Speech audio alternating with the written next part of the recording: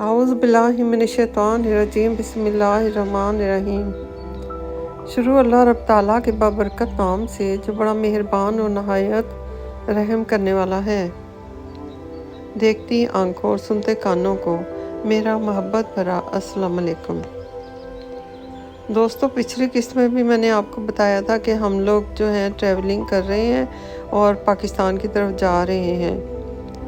تو ابھی بوسٹن سے ہم لوگ جو ہے جہاز کی طرف جا رہے ہیں، اور بوسٹن کا ایئرپورٹ تو آپ لوگوں کو پہلے بھی بتایا تھا۔ تو یہ جہاز جو ہے دبئی پر جا کے رکے گا اور پھر وہاں سے ہم پاکستان کی فلائٹ لیں گے۔ تو جہاز ایسا کوئی فل نہیں تھا، تو سفر تو ماشاءاللہ الحمدللہ بہت ہی اچھا گزرا۔ تو اس میں ہم لوگوں نے مطلب یہ کہ موویز بھی دیکھیں اور نمازیں بھی پڑھیں، شکر الحمدللہ۔ تو باقی سفر بھی اچھا رہا۔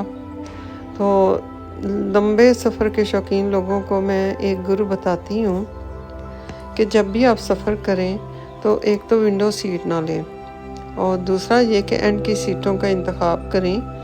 اور جب اینڈ کی سیٹیں جو ہیں وہ عام طور پر شروع کی سیٹیں تو فل ہو جاتی ہیں، اینڈ کی سیٹیں جو ہیں وہ خالی ہی رہتی ہیں۔ تو میں نے بھی یہی کیا، میں جب بھی ٹریولنگ کرتی ہوں تو میں ونڈو سیٹ نہیں لیتی اور مڈل کی سیٹوں کا انتخاب کرتی ہوں اور اینڈ کی سیٹیں۔ تو آلویز میری جو جہاز میں سیٹ ہوتی ہے وہ اس کے ساتھ کوئی نہیں بیٹھتا، تو فل یعنی یہ کہ پوری کی پوری جو ہے خالی ہوتی ہے۔ تو میں نے اس دفعہ بھی درمیان کی سیٹ اور اینڈ کی سیٹ کا انتخاب کیا تھا، تو وہاں کوئی نہیں آ کے بیٹھا، 4 سیٹیں تھیں تو چاروں کی چاروں خالی رہیں، اور میں بڑے مزے سے سوتی ہوئی اور آرام سے یعنی ٹریولنگ کرتی ہوئی تو دبئی تک چلی گئی۔ دبئی میں جہاز فل تھا، اس لیے وہاں تو ایسا موقع نہیں ملا، اور ویسے بھی وہاں کی فلائٹ جو ہے 2-3 گھنٹے کی ہوتی ہے، تو اتنا کوئی فیل نہیں ہوتا۔ تو سفر تو دوستو جاری رہے گا، تو آپ بھی دیکھتے رہیں کہ سفر کیسا رہا۔ تو ہم تھوڑی سی گپ شپ کر لیں۔ تو میں یہ کہنا چاہوں گی کہ مخلوق خدا سے مدد مانگنے کا کیا نتیجہ ہوتا ہے۔ یہودی حضرت زکریا علیہ السلام کے جان کے درپے ہوئے تو وہ شہر سے نکل کر جنگل میں چلے گئے۔ انہوں نے یہودیوں کو اپنا پیچھا کرتے ہوئے دیکھا تو ایک درخت سے کہا کہ مجھے پناہ دے دو۔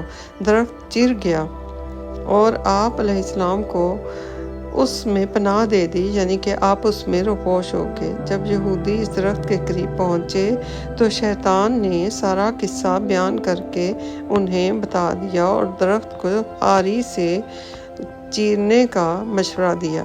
جب آری درخت کاٹتی ہوئی حضرت زکریا علیہ السلام کے سر تک پہنچی تو آپ علیہ السلام نے آہ کھینچی۔ اس پر ارشاد باری تعالیٰ ہوا کہ اے زکریا علیہ السلام، مصائب پر پہلے صبر کیوں نہیں کیا جو اب فریاد کرتے ہو؟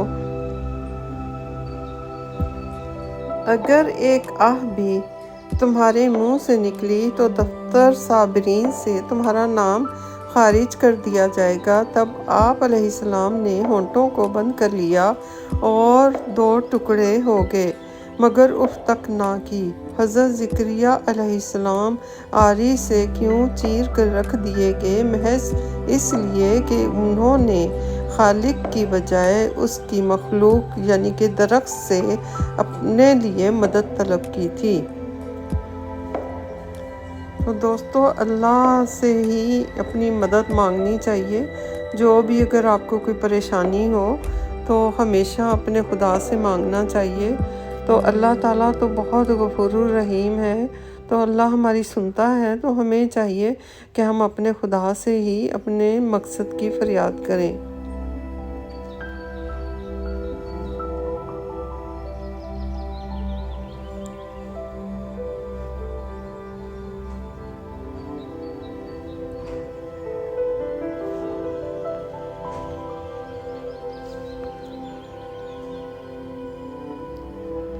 ایک اور قصہ ہے کہ جب حضرت نوح علیہ السلام اپنے ساتھیوں کو لے کر کشتی میں بیٹھے تو انہیں کشتی میں ایک بوڑھا شخص نظر آیا اور اسے کوئی بھی پہچانتا نہ تھا۔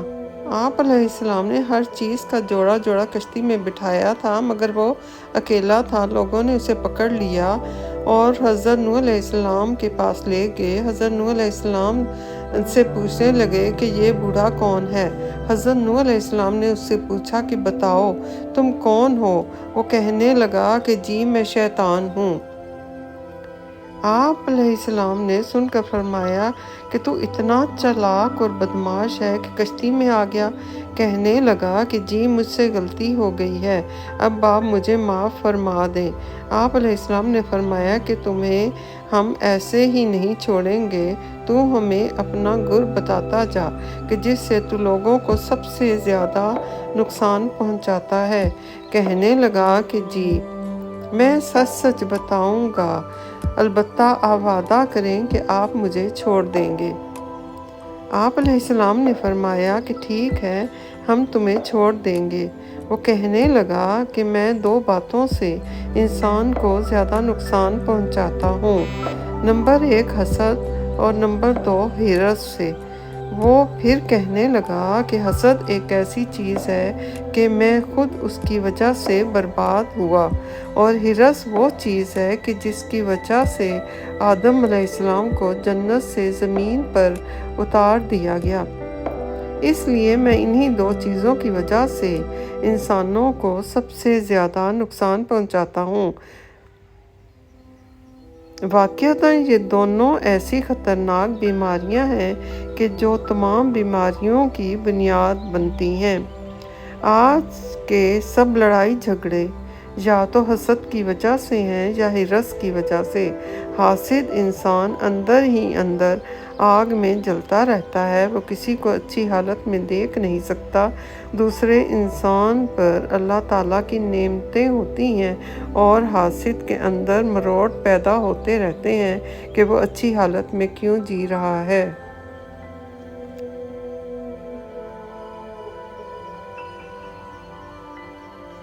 دوستو یہ ہم دبئی میں پہنچ گئے ہیں اور جہاز سے باہر نکل رہے ہیں، تو آپ بھی دیکھیں دبئی کا ایئرپورٹ بھی بڑا خوبصورت ہے۔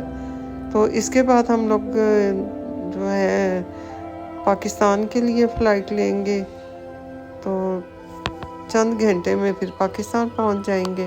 تو ابھی ہمارے ساتھ جڑے رہیں، دیکھیں کہ کہاں کہاں ہم لوگ جاتے ہیں، اور پاکستان میں جا کے میں تقریباً 2 سال بعد پاکستان جا رہی ہوں۔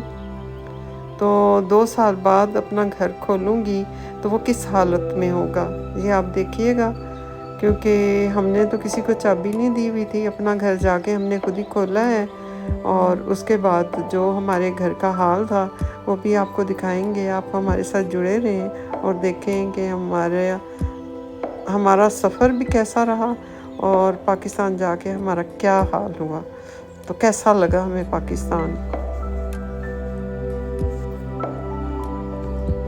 حضرت انس رضی اللہ تعالیٰ عنہ روایت کرتے ہیں کہ رسول خدا صلی اللہ علیہ وآلہ وسلم نے ارشاد فرمایا کہ آزمائش جتنی سخت ہوتی ہے اس کا بدلہ بھی اتنا ہی بڑا ملتا ہے۔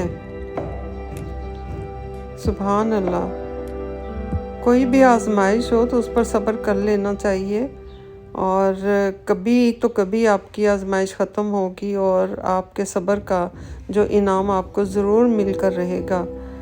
تو دوستو ابھی تو ہم لوگ ایئرپورٹ پر ہیں دبئی کے، بہت خوبصورت ایئرپورٹ ہے۔ تو آخر میں یہ کہوں گی کہ اللہ تعالیٰ ہم سب کو حق اور سچ کے ساتھ چلنے کی توفیق عطا فرمائے، اور ربنا آتنا فی الدنیا حسنۃ وفی الآخرۃ حسنۃ وقنا عذاب النار۔